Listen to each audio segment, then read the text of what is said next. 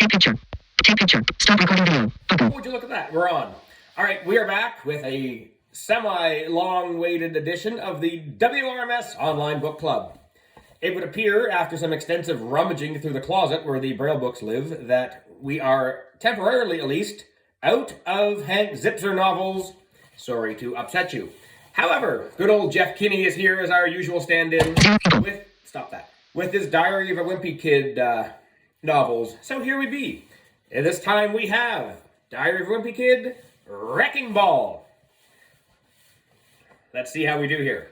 March, Tuesday. I've read that in ancient times they used to bury kings and pharaohs with all of their possessions. Back then, I guess they thought you could take your things with you in the afterlife. Image. Pharaoh's tomb. Well, let's not read these image things. They're obnoxious. Anyway, there's an image of Pharaoh's tomb. Well, if I get buried with all of my junk, I might really regret it later on. Mom's having me do some spring cleaning to get rid of things I don't need. Well, seems like a good idea until I realize just how much stuff I've actually got.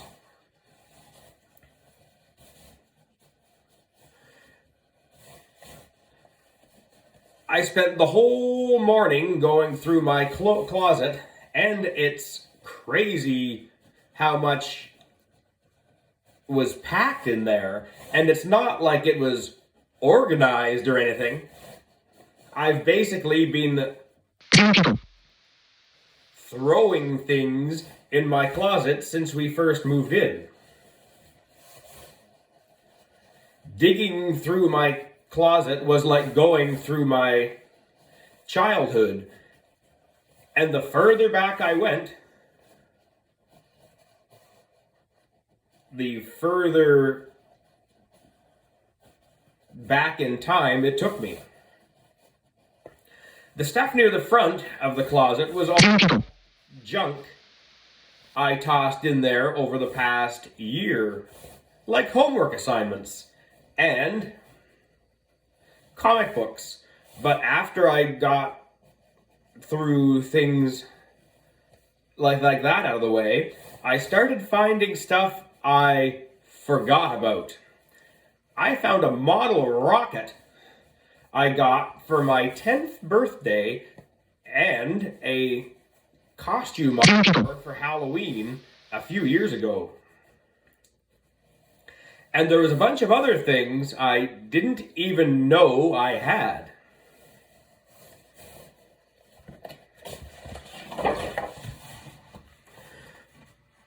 When I dug a little deeper, I found something I thought I'd lost years ago. It was a folder full of stickers I collected in 3rd grade. I used to be obsessed with stickers, especially the scratch and sniff kind. I collected all the good smells like bubblegum and cotton candy and that sort of thing. But I had all the really gross ones too. So, when a kid on my street wanted to know what giraffe poop or rotten meatloaf smelled like, they'd come to me. One of these days, I'm going to write my autobiography, and it's going to include scratch and sniff stickers to mark all of the different moments in my life. And that's when I realized I had stepped in dog poop. I kept digging through my closet and found stuff from kindergarten, like a fish I made by tracing my hand on a piece of construction paper. Oh, another imagey thing. Zero people. Stop that.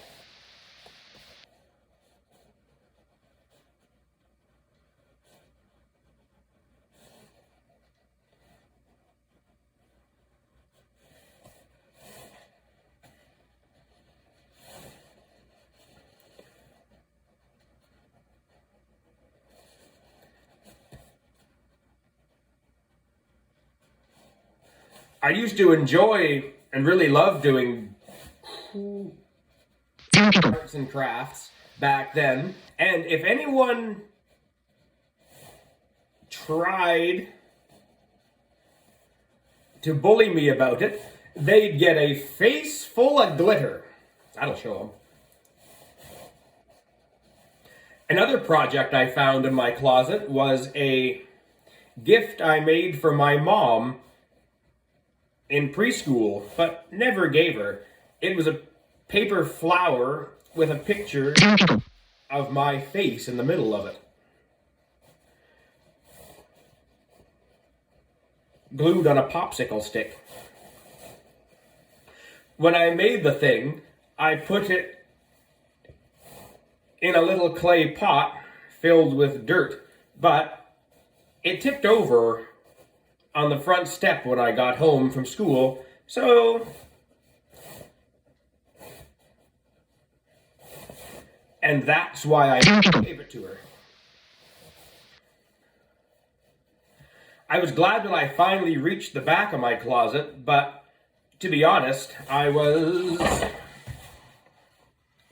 disappointed too. When I was younger, I read this book about these kids who could visit a whole different world by going through their closet. And I always wondered if I might be able to do the same thing Zero people. with mine. But I thought that whoever lived on the other side might not be too happy with me for tossing all of my junk in there over the years. When I told Mom I was done emptying my closet, she said I needed to put everything into 3 piles, one to keep, one to donate, and one to throw away. But I figured if I had to let go of any of my junk, I might as well make some money.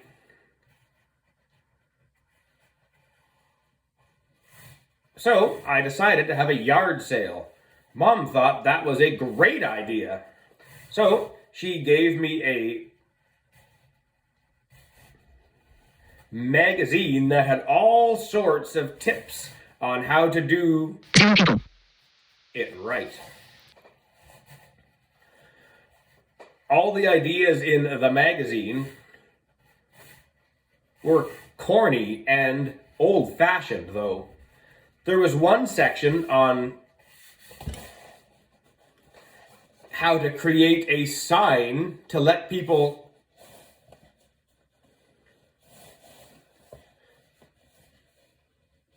to tell people to come Zero people. to your yard sale, and all the examples they showed were really boring. I knew that if I wanted people to actually show up at my yard sale, I needed to do something a little more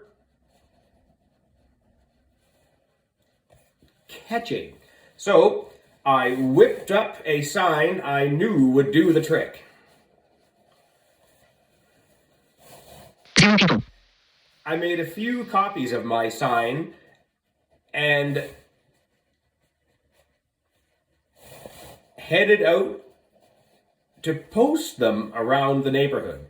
But Mom stopped me before I got out the front door. Mom made me make signs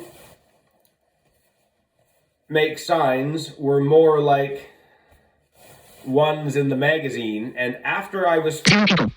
I stapled them to some telephone poles on our street. Then I hauled everything down from my bedroom and started setting it up on plastic tables. Each table had its own category, like clothes and books and that kind of thing. But some stuff wasn't easy to categorize, so I had to get creative. 10 people. I had a bunch of gifts from my grandparents and older relatives that I've never even touched, so I put all of those things together on the table.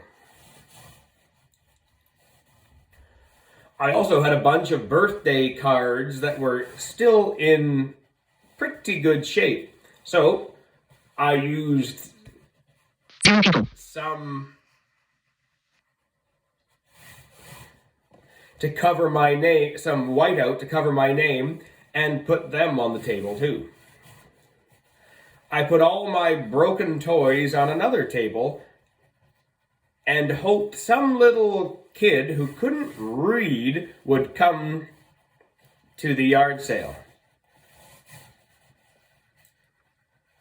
I stuffed all my random items like marbles and a few pencil stubs into some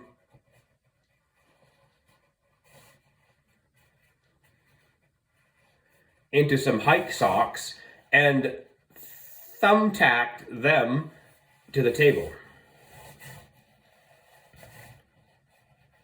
I also created a table full of things for people who had money to burn. 10 people. I put all my old arts and crafts projects over there on the table, just in case some kid needed a gift for their parents but didn't want to put in the effort. While I was finishing up, Mom 10 people. came outside to check out my yard sale, and she seemed pretty impressed. But she said I had to hold on to the things I made myself, since that stuff is really special. I told Mom that if she wanted something, she could always buy it herself. So she offered me $3 for that paper flower I made for her in preschool. Mom seemed pretty eager to have that thing, and I could tell it was worth more than $3 to her. So I told Mom it was all hers for 10. I guess I pushed my luck though, because she went back without buying anything. 10 people.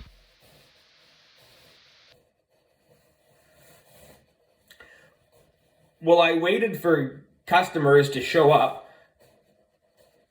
I started getting a little nervous. I realized all my stuff was just lying out in the open, and I had no way to stop people from stealing it. So I called my best friend Rowley Jefferson and asked him 10 people. to come down and be my theft prevention officer. But Rowley said he was supposed to do something with his dad this afternoon, so he couldn't help me with the yard sale. I told him I'd promise him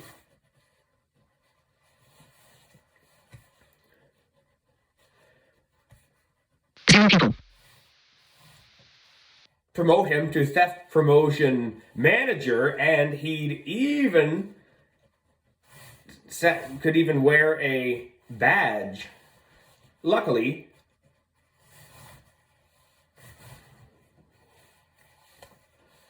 that did the trick.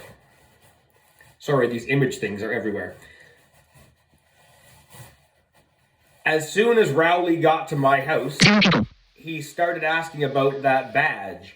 all I could find was my old firefighter costume, but that seemed to make him feel important. Rowley asked what he was supposed to do as theft prevention manager, and I told him he mostly needed to walk around and crack his knuckles to make sure nobody got any funny ideas. But Rowley wasn't paying attention to my instructions because he was distracted by a table that had a bunch of birthday gifts he'd gotten me over the years. I'm pretty sure Rowley's mom picks out my presents since they're things that help you learn. They're all still in mint condition because I haven't actually opened any of them. I don't know what made Rowley madder, the fact that I was selling this stuff or the sign I put on the table.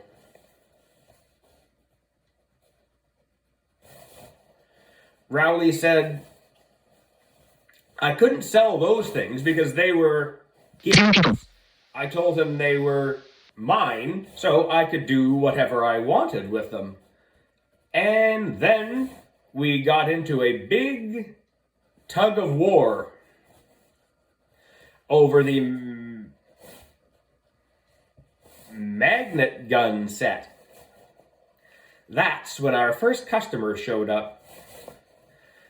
I told Rowley we could argue about this later, but for now, we needed to act like professionals.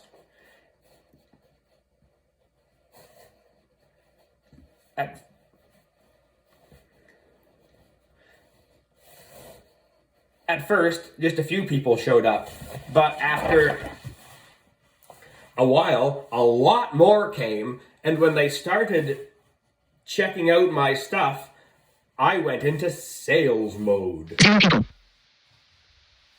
Me. The craftsmanship on this porcupine is remarkable.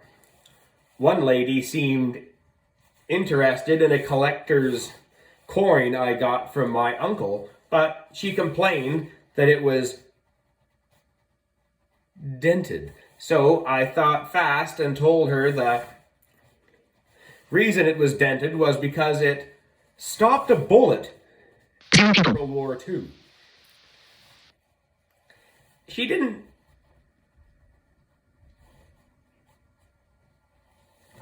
seem to believe me, though, probably because the coin was dated last year.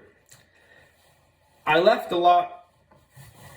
spent a lot more time trying to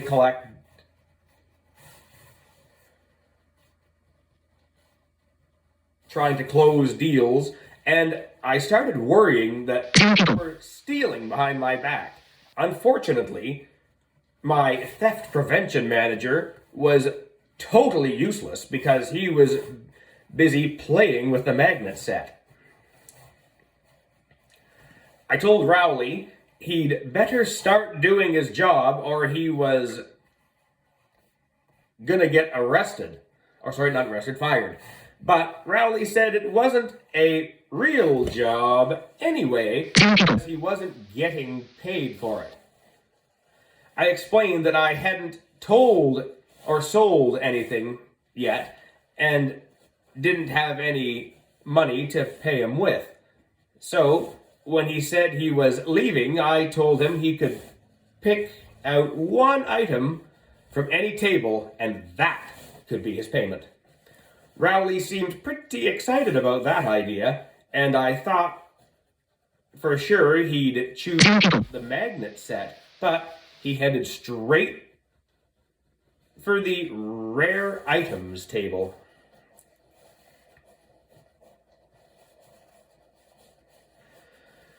I explained that those things were for paying customers only, and that maybe he'd be interested in something from the fun toy table, but Rowley wouldn't budge. Eventually, he settled on the vampire bat model, and I was okay with that because it was really just a broken umbrella. But how Rowley was so worried about bats that he couldn't concentrate on his job.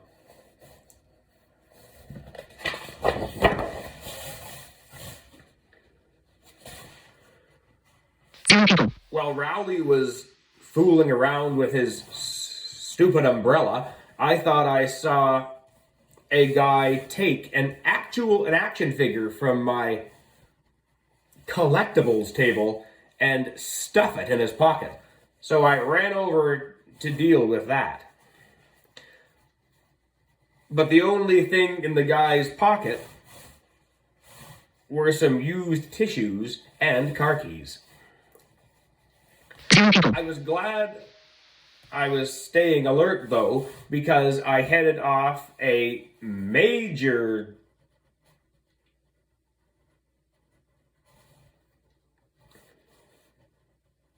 something. We're going to go with scam. A pickup truck pulled alongside the curb, and some guy from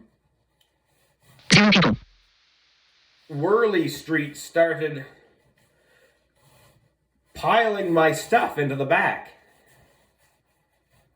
I asked him what he was doing, and he said that since tomorrow was trash day, he thought the stuff by the curb was up for grabs. But I didn't have time to explain the concept of a yard sale to this guy, because all of a sudden I had an even bigger problem to deal with. It started to rain, and everyone was heading back for their cars. I was worried I might never get this many people to come to a yard sale again, and wanted to sell something to make all this effort worth it. I went around and marked down the prices on items. Then it started really raining, and I knew I was going to have to do something drastic. I threw a bunch of stuff into the boxes,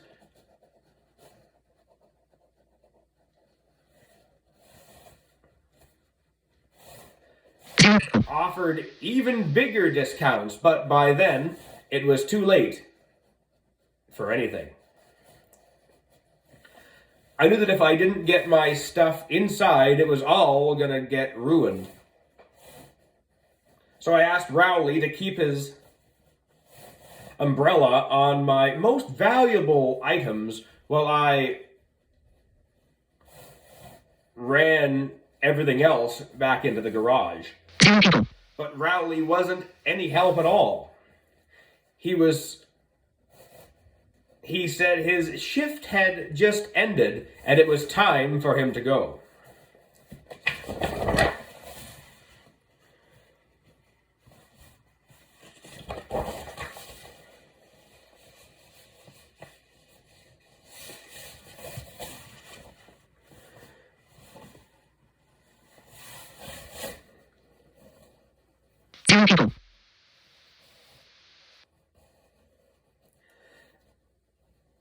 So I was on my own. I tried carrying a box of comic books into the garage, but by now the box was soggy and the bottom gave out. It took me about 100 trips to get everything into the garage, but I probably shouldn't even have bothered because most of my stuff was already ruined. I figured I could still make one sale though. I told Mom that the paper flower was all hers for $3. Unfortunately, by then, she changed her mind. Wednesday.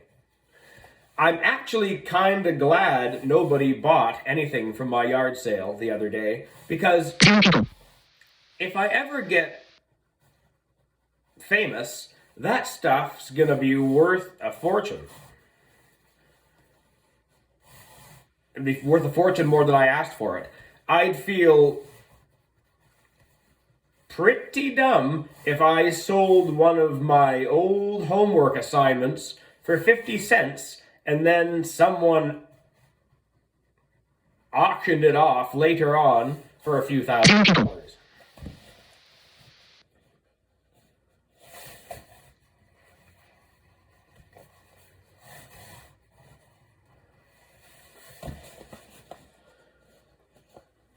One day, they'll probably make my childhood home into one of those places schools visit on field trips. And if that happens, they're going to want to have all the authentic stuff I owned growing up. The reason I'm not already famous is because when you're a kid, they keep you busy with school and homework, so there's not really a lot of time left over to make a name for yourself. But one of these days, a kid could actually... Whoa, what in the world have they done here? But one of these ways a kid can actually get famous is by becoming a hero. My parents watch the news every night, and there's always a story about a kid saving someone from choking or something like that. The problem is, those kids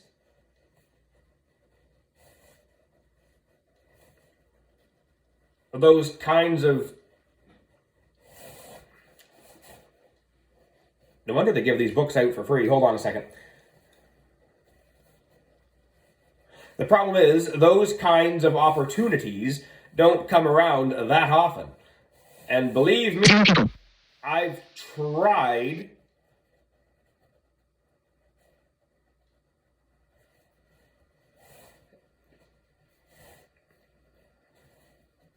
to put myself in the right place for that sort of thing to happen.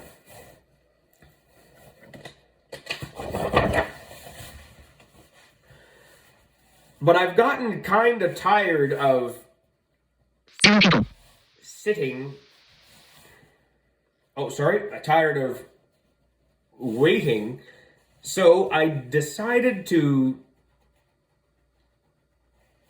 try and create a situation where I was guaranteed to be a hero. I figured if I saved someone from a dog attack, they'd make a statue of me and put it in the town square, which would be pretty cool. Rowley didn't seem so sure about my idea when I explained it to him, but when I said he'd be a part of the statue too, he changed his mind. So, I got some bacon out of our refrigerator and had Rowley stuff it in his pockets. Then we went out the neighborhood looking for some dogs. We did attract some dogs, but they weren't the kind I was looking for. Rowley got so nervous about the dogs following us that he ate the uncooked bacon, which I've heard can be really bad for you. So I told his parents what happened, and they took him to a doctor, just to be safe. I guess I saved Rowley's life after all, which does sorta make me a hero, if you think about it, but I don't know if that's really the kind of thing they make into a statue. Maybe I'm thinking too small with this statue idea anyway.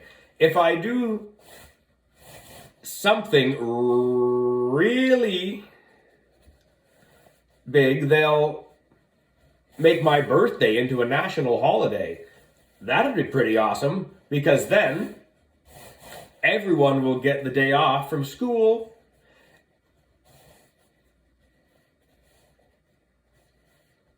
And work. And they'll have me for it. The thing is, whenever there's a day off of school for a national holiday, I never even think about the person it's named after.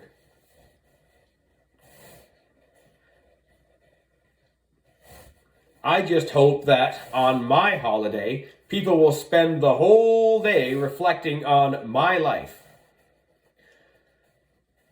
Well, with my luck, they'll just use it as an opportunity to sell furniture or something.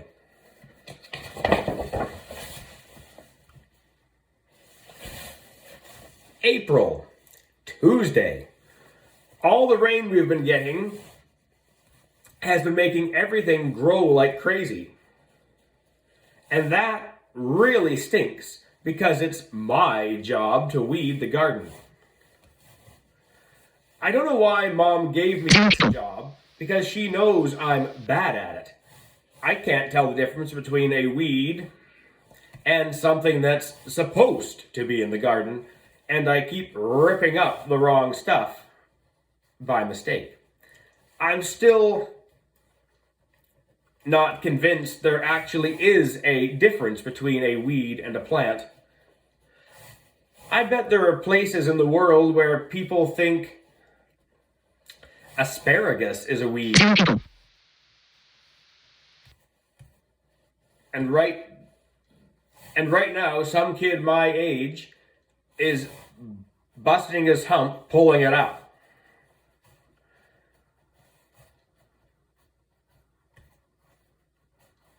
I don't understand why grass isn't considered a weed, because it sure looks like one to me. But people like my dad spend their whole weekend trying to get their lawn to look just right so they can impress the neighbors. I'll tell you this, when I get a place of my own, I'm gonna pave the whole yard. That way, I can spend my weekends enjoying myself. I'm gonna save a ton of money by paving the yard.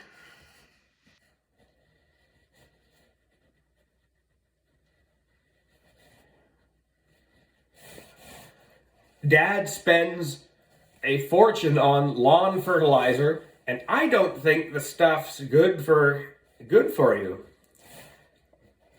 And the proof is my neighbor, Fregley, who's always out in his yard right after the spray.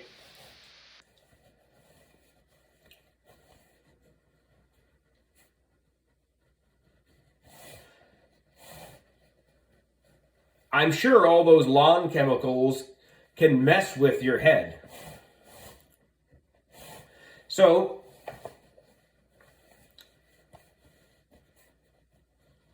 you might end up with a third eye or something. I'm going to blame my parents. So if I end up with a third eye or something, I'm going to blame my parents. When I have my own place, everything's going to be different. And I'm not just talking about the lawn either. I started to think I wanted to live in a big mansion with a giant gate around it. But then I realized if I was famous, everybody'd know where I lived. Zero people. So, my new plan is to build a really small house that doesn't attract a lot of attention. And then all the good stuff will be underground.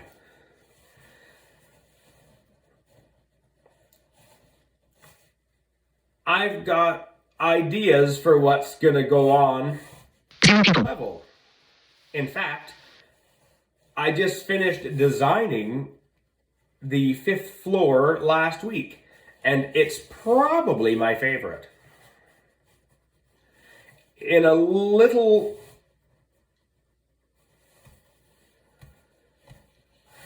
worried about living underground though, because my brother Roderick lives in our basement, and I'm not sure Zero people. that it's healthy. So I'm gonna have tons of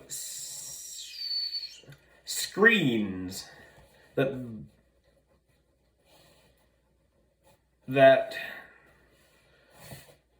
look like windows to make it feel like I'm living on the surface. My house is going to be big, so it'll take me a while to get from place to place. That's why I'm planning on having moving sidewalks.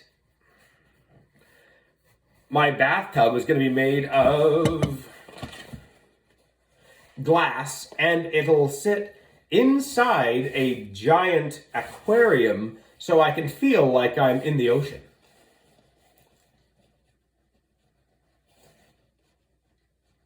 Zero people.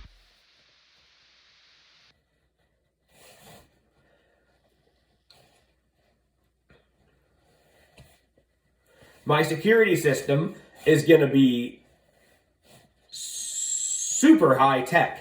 I've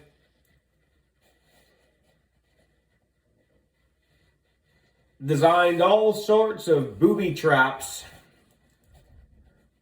for anyone who tries to get inside. And if someone gets past Zero people. the front door, I'll just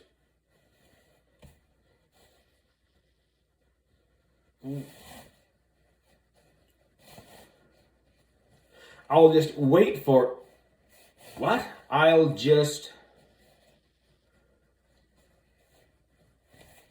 wait them out in my panic room I'm gonna have set up. I'll have steel poles that are 3 feet thick. Every so often, I'll probably have a party or something so people can see how awesome my house is. But if they stay too long, I'll have a way to get them back up to street level. All this stuff is going to be expensive, so it's going to take a while for me to save the money to make it happen. But I figure it can't hurt to start planning now. Friday. I was doing my homework last night when Dad called me downstairs. Mom was at the kitchen table, and she seemed pretty upset. Dad told us Great Aunt Reba passed away in her sleep. I have a lot of great aunts, though, and at first I couldn't remember which one she was. Mom reminded me that Aunt Reba was the one who used to send me angry letters when I forgot to write her thank you notes for my birthday gifts. And then I knew exactly which one she was. I guess Manny remembered Aunt Reba too, because he seemed pretty upset she'd died. So then Mom read him a book she read to me when Meemaw passed away. Mom has a whole shelf of these.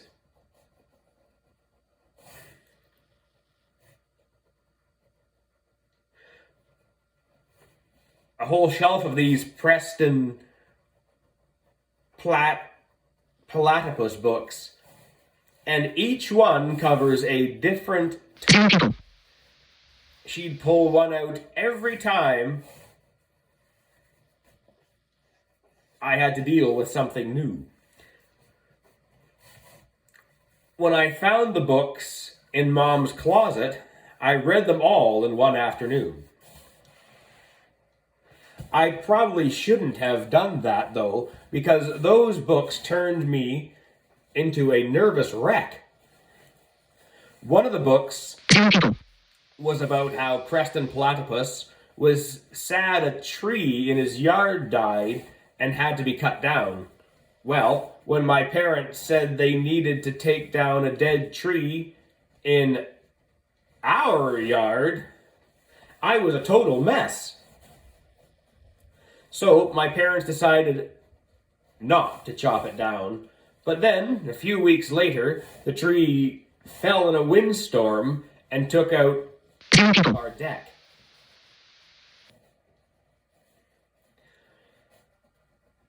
The Preston Platypus books all follow the same basic formula. At first, Preston's worried about something, and then his mom tells him that things are going to be okay, and she turns out to be right.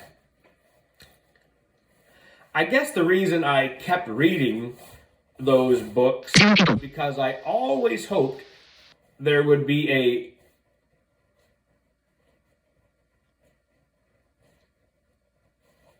big twitch at the end, and then I'd be disappointed when there wasn't.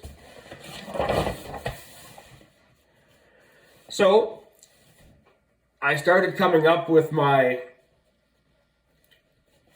own endings to the books. And when Mom saw what I was doing, Mom saw what I drew in the back of the Preston Platypus Goes to the Zoo, she took me to see a counselor. Saturday. Today was Aunt Reba's funeral. Mom said I had to go because Aunt Reba didn't have much family, so we headed to show our support.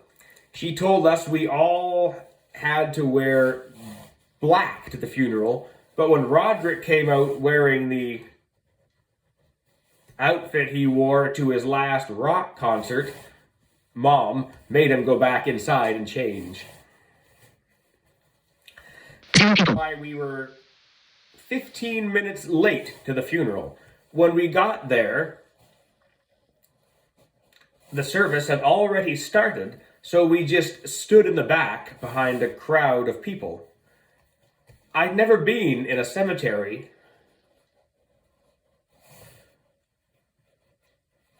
that long before, so I felt a little bit nervous. That's because Roderick always says that when you go by a cemetery, you need to hold your breath so you don't swallow a ghost. Well, I held my breath for as long as I could today, but there was no way I could make it through that whole funeral. I just hope I don't swallow any ghosts, because middle school is hard enough without being possessed by a person from the afterlife. From the something else. 1600s.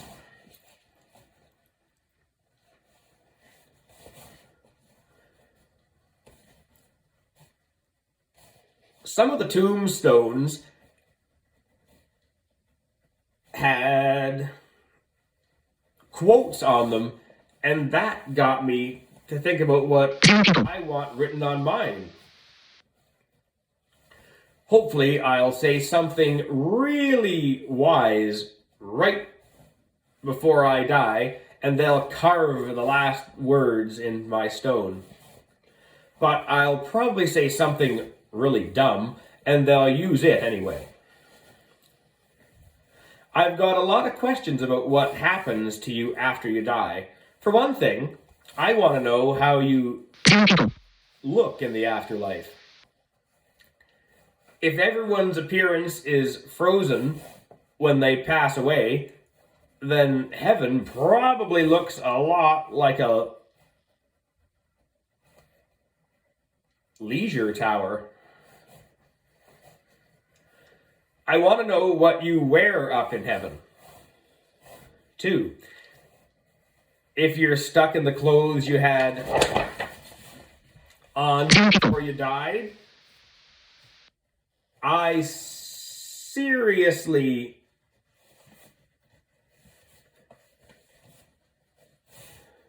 hope nothing bad happens to me on Halloween.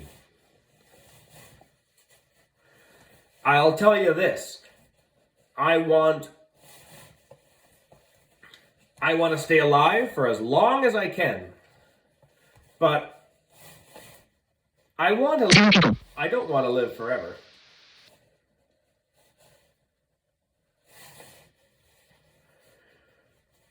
Whenever you see a movie about someone who becomes immortal, there's always a catch that totally ruins it.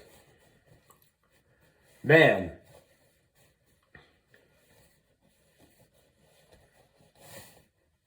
I got good news. I'm going to live forever. Me. Great. Man, the bad news is you're a vampire and you have to drink people's blood to survive. Man.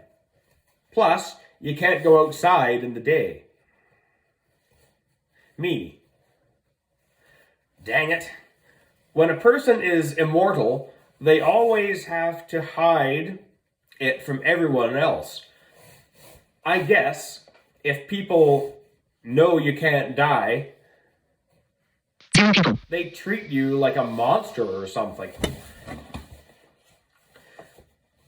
But if I was immortal, I wouldn't even try to hide it. In fact,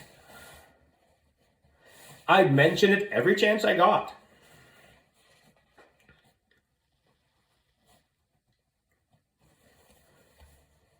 Driver, make sure you fasten your seatbelt. Me, yeah, well, I can't die. So what? In school, we learned about the world's religions and how everyone believes different things. In some places, they believe that when you die, you get reborn as someone else. Some people think you can come back as a totally different creature, like an animal or an insect, or sometimes people think you come back as a something.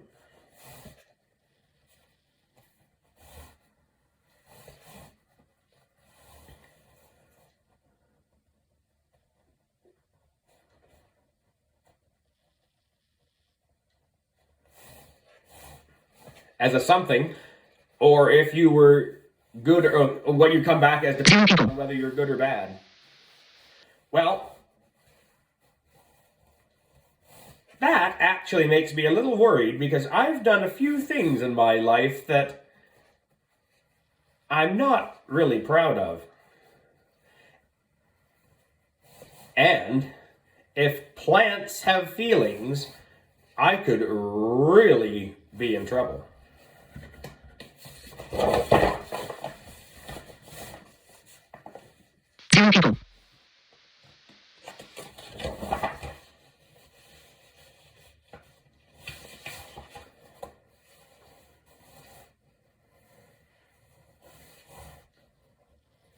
hopefully there's still enough time for me to make things right, because I seriously don't want to come back as a beetle in my next life. Mom told us Aunt Reba didn't have a lot of family, but she did have lots of friends, which would explain why there were so many people at her funeral. Well, I'd better start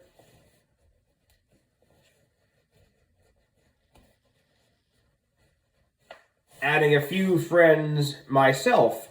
I'm not going to draw much of a crowd when it's time for me.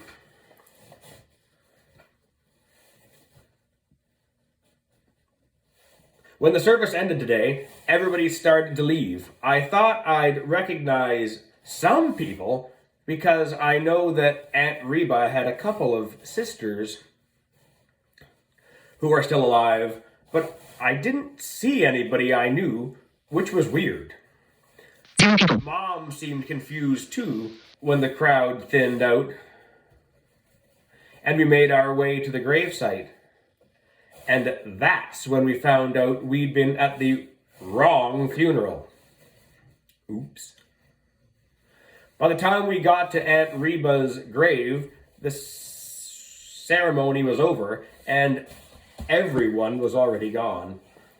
All I can say is, I hope Aunt Reba was looking down from heaven and having a good laugh at us missing her funeral.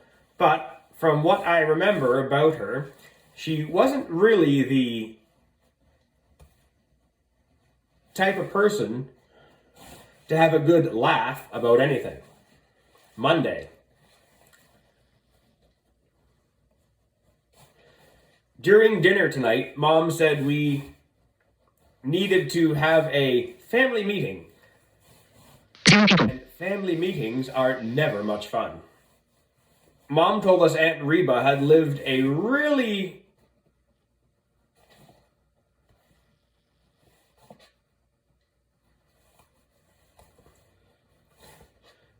humble life in a small apartment, so that she had been careful with her money and made some really smart investments. Well, I had no idea why Mom was telling us all of this. But then came the big news. Mom said that Aunt Reba left all of her money to her family. And it took me a second to realize that included us. Apparently, when you find out this sort of news, you are not supposed to act happy about it, because I guess that's disrespectful to the person who passed away. But nobody told us kids that.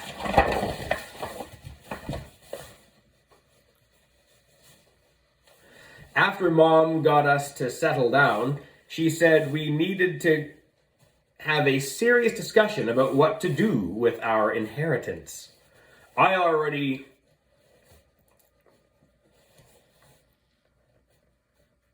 knew exactly how I was going to spend my share.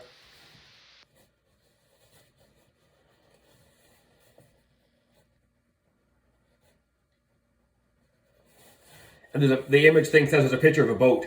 Roderick said he wanted to use his share to buy a tour bus for his band, and Dad wanted to buy some really expensive figurines for his Civil War diorama. Manny wanted to use his share to fill up his bedroom with chocolate pudding for some reason. But Mom shot down everyone's ideas. She said we were making this decision as a family, and whatever we did with the money was gonna have to benefit everyone. Then she told us her idea, which was to use the money for home improvements.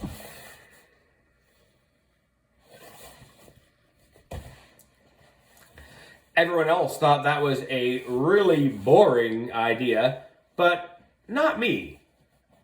I ran upstairs to get blueprints for my dream house, and I went through them floor by floor.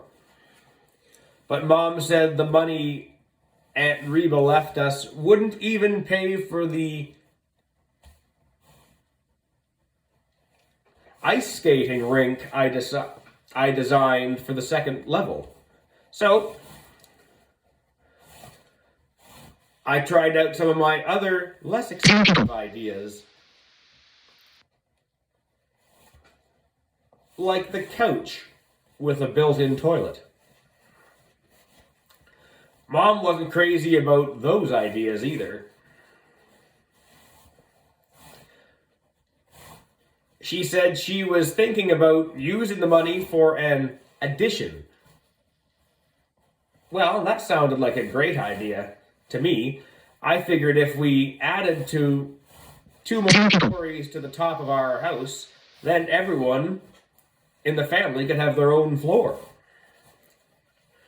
Roderick wanted to make the addition into a recording studio, and Dad wanted to make it all glass so he could show off his Civil War diorama to the neighbors.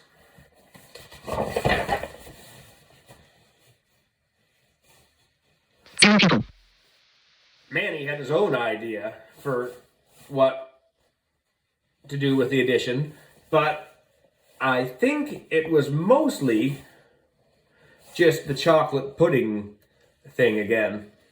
Of course, Mom didn't like any of our ideas, and she said she had a totally different plan for what our addition should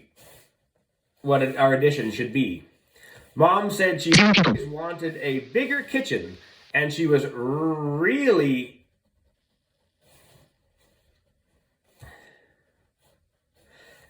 excited to use the money for that. None of us really liked the idea, though, and we kept brainstorming other things we could put in there. But her mind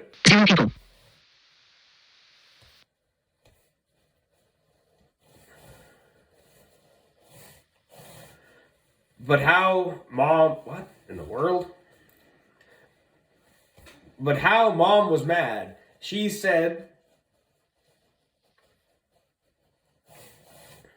she was the only person in the family who ever sent Aunt Reba a thank you note for anything, so she was gonna decide how to use the money.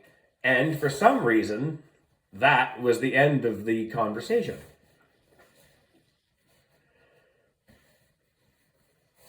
See, this is why leaving your relatives money is a bad idea. All it does is make everyone miserable.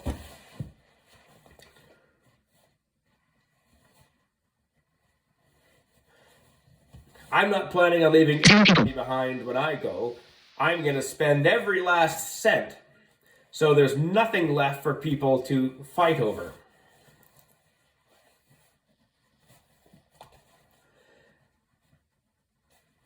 I can guarantee that none of my brothers are going to fight over whatever inheritance we get from Mom and Dad, and I'm already worried that I'm not going to fight fair. That's because when I first learned to write my name, Roderick made me tie a bunch of pieces of paper.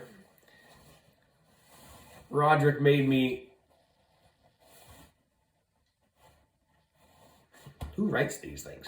Roderick made me sign, I guess that would be, a bunch of pieces of paper, and who knows what kind of things I agreed to back then. Roderick always says he's the firstborn, so he'll get our parents' house and all of their money too. But I don't think it works like that anymore, does it?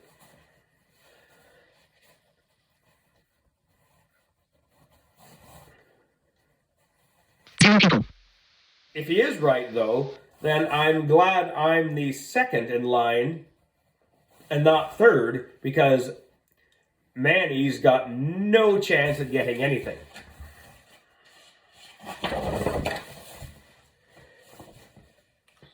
With two older brothers in front of him. And that's the reason I always watch my back around him. May. Saturday. The great thing with this edition is that it gives me something to brag about to Rowley on our way to school. I told him how our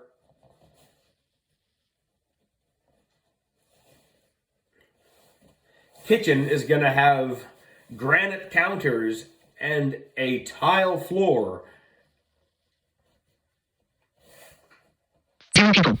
and brand new appliances, but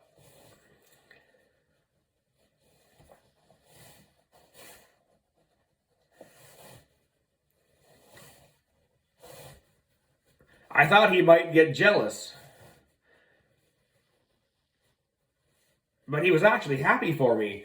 So I don't understand what kind of game he's playing. Rowley's house is newer than ours, and it's a lot bigger too. And that's not right, because Rowley's an only child, so he doesn't even need all the room. Back when Rowley first moved in, I told him we should trade houses to make things more fair. Rowley thought that was a good idea, but unfortunately, his dad didn't. And I think that's what got me and Mr. Jefferson started off on the wrong foot. Anyway, I'm actually getting kind of excited for construction to begin, because it's going to be nice having some more space, but I guess they've got to do a bunch of paperwork before they can get started for real. Dad wants to fix a few things around the house before construction begins anyway, and he wants me and Roderick to help him. Dad says once me and Roderick get our own place, we're gonna have to know how to do repairs and such. I keep telling Dad that by the time we're that age, we won't have to fix things ourselves, but he never seems to want to hear it. Whenever Dad tries to teach me how to do something new, I always have trouble following along.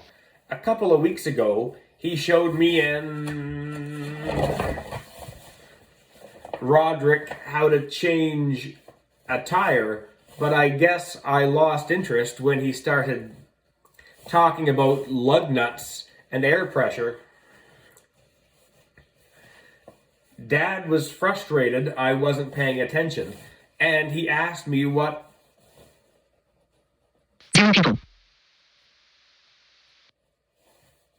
I would do if I ever got stuck by the side of the road with a flat tire.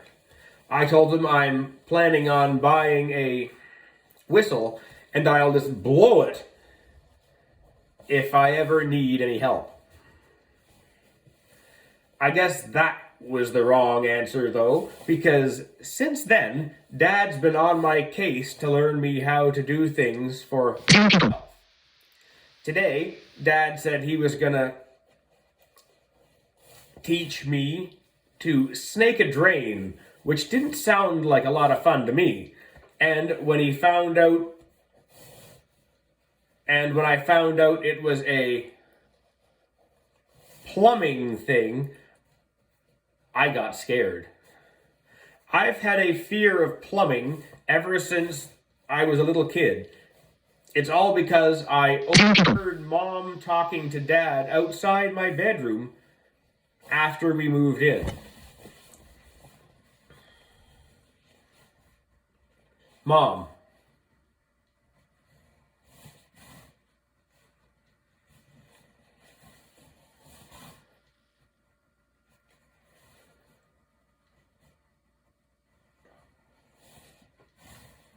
Mom, the grout in this bathroom is really nasty.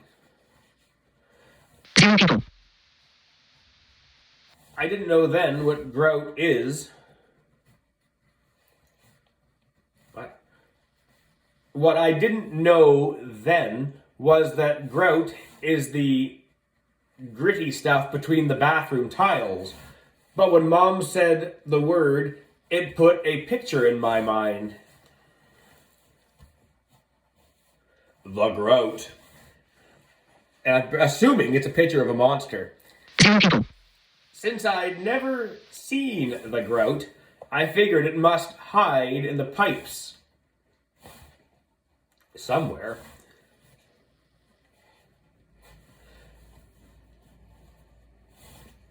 And watch whenever I walk into the bathroom. So that made me nervous around faucets and drains. I was scared that one day the grout was gonna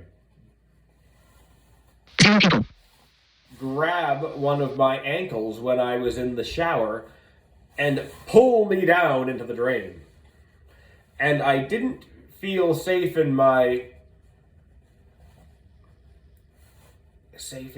Mom and Dad's bathroom either, because I figured the grout would slither through the pipes and get me in there if it wanted to. 0 people. I thought maybe I could at least stop the grout from getting out of the faucet by blocking them. So one day I went around the house putting balloons over all of the nozzles, which turned out to be a pretty dumb move, now that I think about it. 0 people.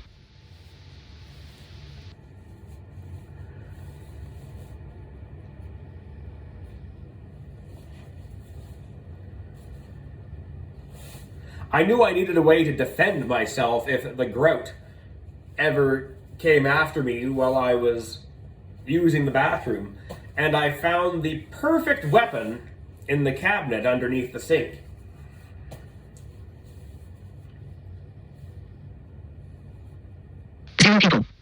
And the image gizmo thing says grout gun, so I assume there's a picture of a caulking gun there, or like a grouting tool of some kind.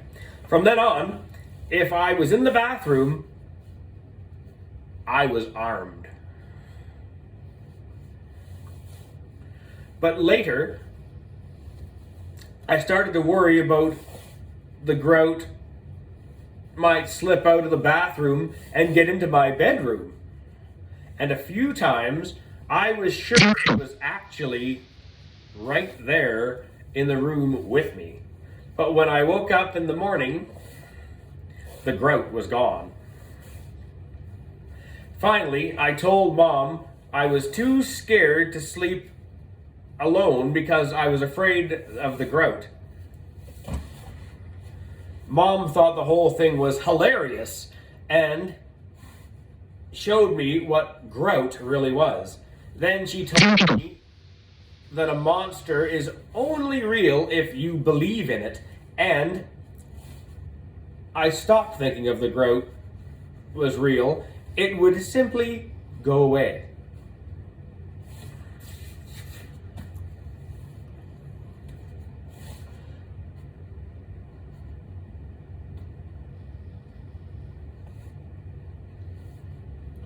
I realized that's exactly what the grout would want me to think.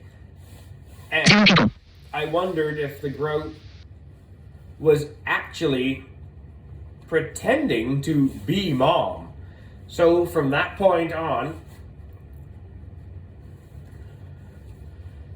I kept my bedroom door locked, just in case.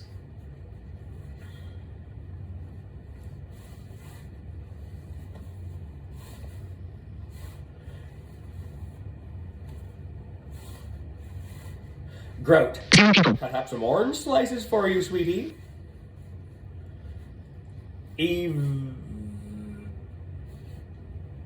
Eventually, I guess I did stop believing in the grout. Well, at least until today.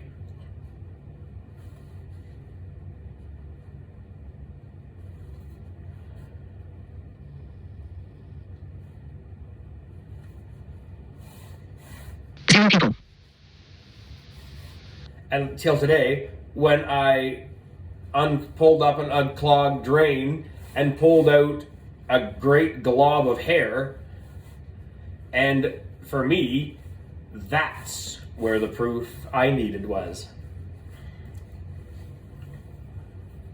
I spent the rest of that day locked in my room, and that was where I planned to stay at least until Dad took my door off the hinges with a screwdriver. I didn't even know you could do that. So, Dad should be happy because he actually saved me doing something new that did teach me something new that day. Sunday. This morning, Dad woke me and Roderick up early and told us we had to go with him. What does that say? To the home improvement store. He said he had a day of chores lined up for us, and we needed to get going and get some supplies. It's been a while since we went to the home improvement store, and the last time we were there, we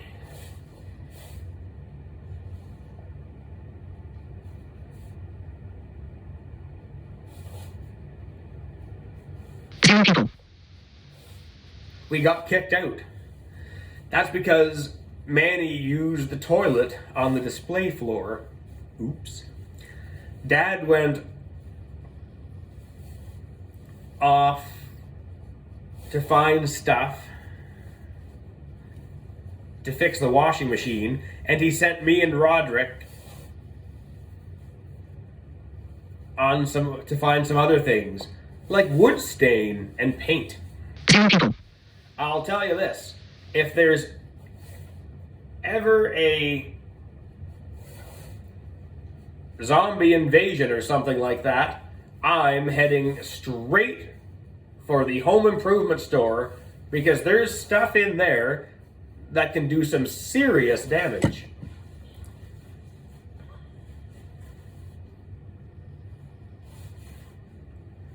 When we got back home, Dad told me and Roderick we were gonna clean the deck. He said we'd have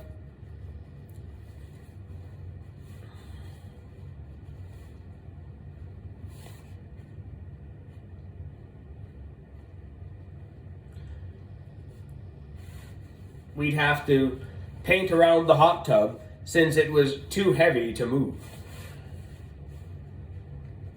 Honestly, I wish we never got the hot tub because that thing has been nothing but trouble. This winter, the hot tub almost killed me, not once, but twice. One night we had a big storm and the strap holding down the hot tub cover came undone. So Dad told me I had to get out there and fix it. After I got all my winter gear on,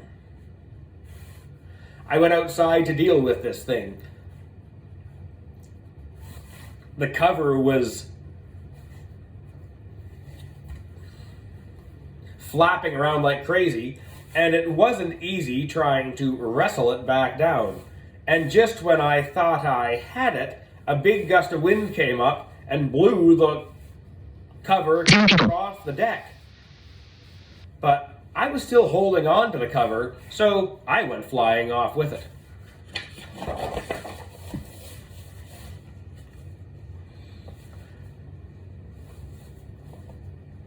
If there hadn't been 3 feet of snow on the ground, that would have been it for me. After I checked to make sure I didn't have any broken bones, I dragged the cover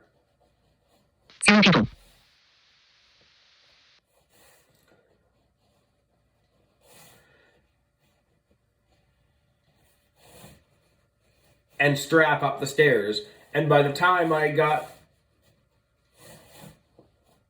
to the top, I was completely exhausted. But that's not the end of the story.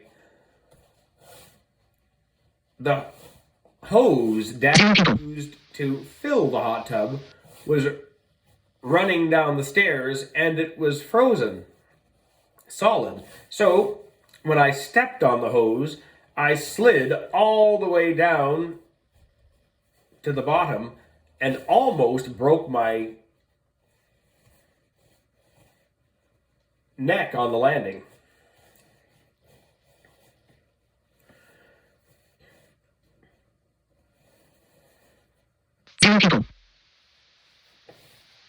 Roderick had problems with the hot tub too.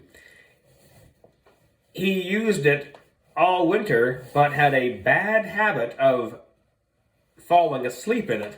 So Mom would always have to make sure he wasn't still outside when she went to bed at night. But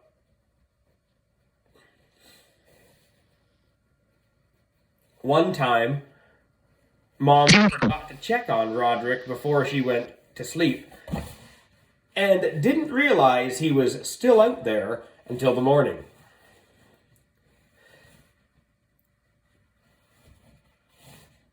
It took something like 2 weeks for Roderick's skin to smooth out and he could stop looking like a prune.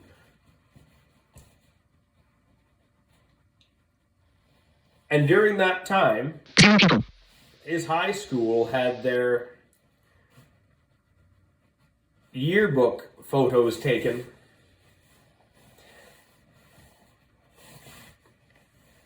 A few months back, Dad drained the hot tub, and there hasn't been any water in it since. I'm just hoping we get rid of it before it causes any more serious damage. While we were staining the deck near the hot tub today, I heard a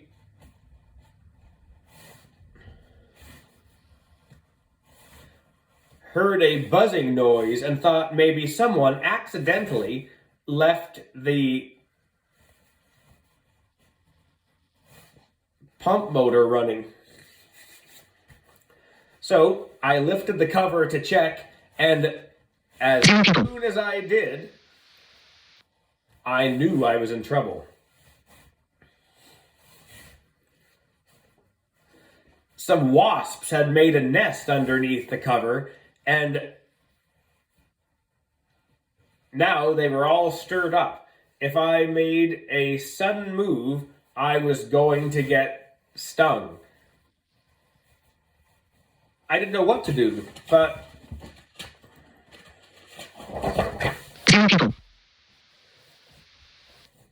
Roderick made the decision for me.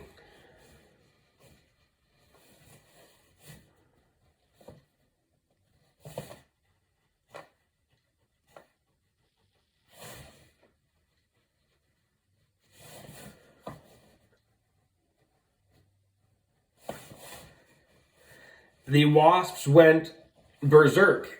I think there's an image thing, and it says something about Roderick doing something, but it's... I think he banged on the tub or something. I don't really know what he did. It doesn't say. Anyway, there wasn't... The wasps went berserk, and I dropped the cover, then ran for it. Somehow, me and Roderick both managed to get inside without getting stung. We were really lucky because I've read that wasps can sting you multiple times, unlike a regular honeybee, which can only sting once. I wonder what it's like knowing that if you sting someone, you die.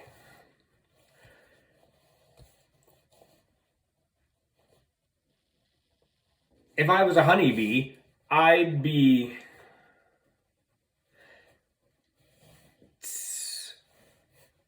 tempted to use my stinger every day, especially if I was surrounded by bees my age.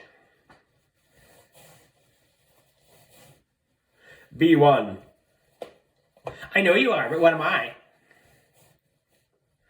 But if you went through my whole life without using my stinger, I'm sure I'd end up regretting it too.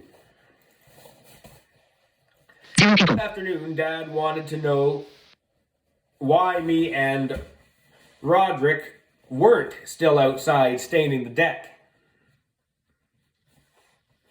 Roderick told him about the wasps, but left out the part about spraying their nest with the hose. Oh, so that's what he did. Then Dad said he had another job for us.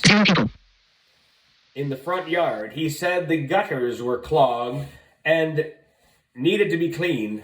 So we had to get out the ladder from the garage. Cleaning the gutters is my least favorite chore because it's always me who has to climb up on the ladder. Dad wouldn't do it anymore because the last time he did, he had a run-in with a squirrel. So now Roderick won't go up on the ladder either. He says the person who's the lightest has to do it because they won't get hurt as bad if they fall. Roderick even drew a diagram to show me the science behind it, and that was supposed to make me feel better. It didn't.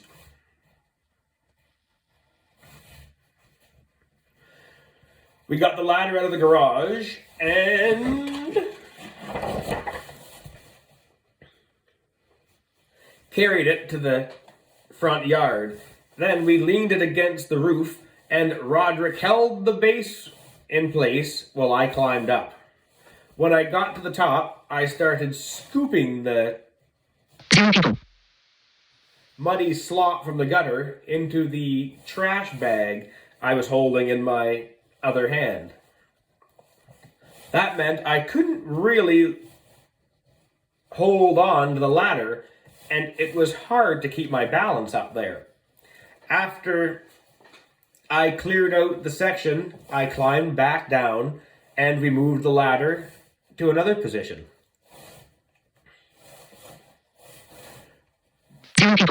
But on my fourth trip up, I noticed that the ladder felt a little more wobbly than usual. I yelled down to Roderick to hold the ladder steady, but I didn't get any response. And when I looked to see if he was on his phone or something, but he wasn't even there. And that's when I looked through the bathroom window and saw Roderick inside the house. I knocked on the glass to get his attention, but I must have leaned over too far because the ladder started tipping to one side. It was too late for me to try climbing all the way down. So the only place to go was up. I climbed to the top of the ladder and grabbed the edge of the roof with both hands, then pulled myself up onto it. I did it just in time, too, because the second I stepped off the ladder, it went crashing to the ground. So, now I was stuck up on the roof with no way to get down. I yelled out, hoping Mom or Dad would hear, but I was pretty sure Dad was in the laundry room fixing the washing machine, and I hadn't seen Mom all morning. Then I spotted Mr. LaRocca driving his lawnmower out of his shed, and I thought I was saved. I tried shouting to him, but he couldn't hear me over the sound of his mower. I figured I could get Mr. LaRocca's attention by throwing some of the goop from the gutters in front of his mower to get him to stop and look. I scooped up some sludge and aimed it for a spot in Mr. LaRocca's path. But I guess I miscalculated a little because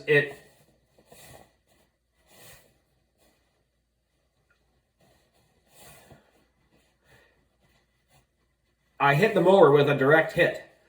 And believe me, I couldn't make that shot again if I gave it 100 more tries. Mr. LaRocca stopped his mower and tried to figure out where the ambush had come from. I decided maybe it wasn't so bad to be stuck on the roof after all, and I scrambled to the other side where he wouldn't be able to see me. I hid the top behind the chimney, which was the only place on the roof to hide.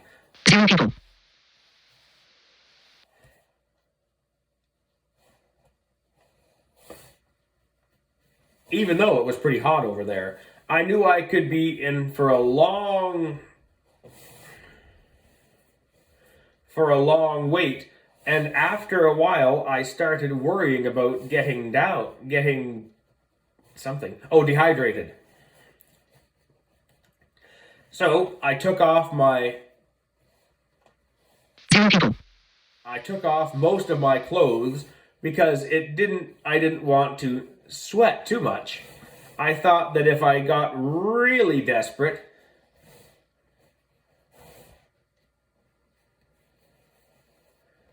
I might be able to wring some moisture out of my socks. Yarf.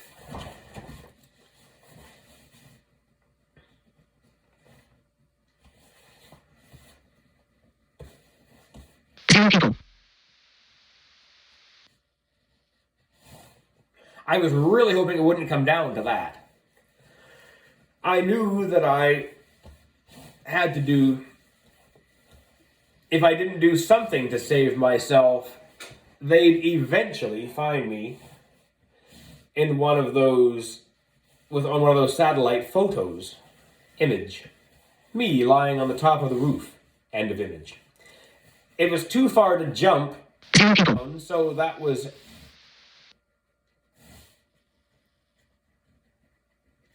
out. And even if I landed on the back deck without killing myself, those wasps would probably finish me off. Then I remembered there was a window on the side of the house above the garage, so I lowered myself down from the roof and onto the ledge, which was barely within reach. 0 people. Luckily, the window wasn't locked. I opened it wide, and it was just enough for me to fit inside, and I squeezed through. The window led to Mom and Dad's bathroom, and the ledge was right above their toilet. I put one foot down on the top of the toilet tank, and I tried to put my other 0 people.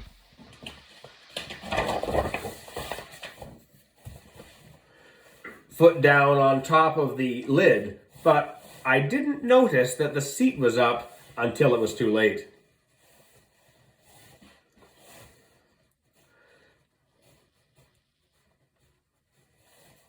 So now my ankle was stuck and I couldn't pull my foot out of the toilet. No matter how hard I tried, I guess I was stuck. 0 people. I guess I was making a lot of noise trying to get myself free, because that was when I found out where Mom had been this whole time.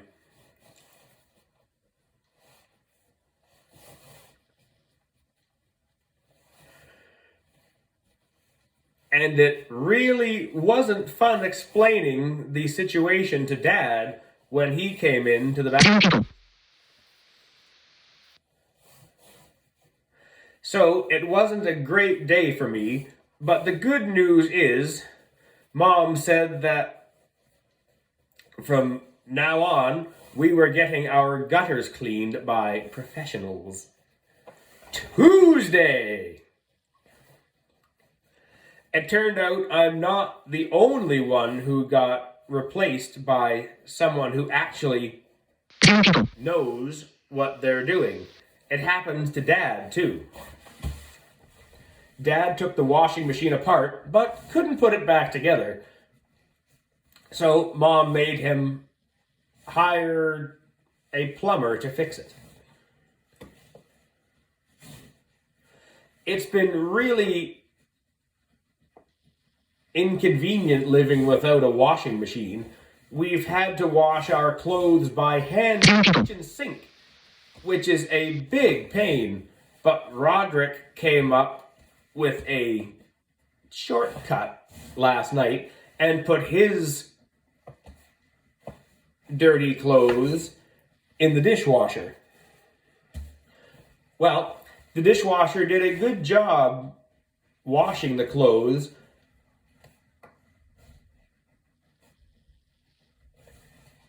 but not drying them. 0 people. And when Roderick left the house to go to school this morning, his clothes were still wet. So he used his van to air dry his clothes on the way to school. Image: Roderick air drying his clothes using the van.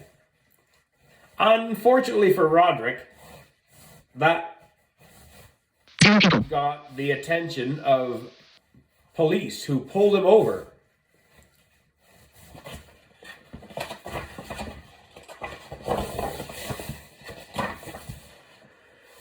That's why Mom made Dad call someone to fix the washing machine, but...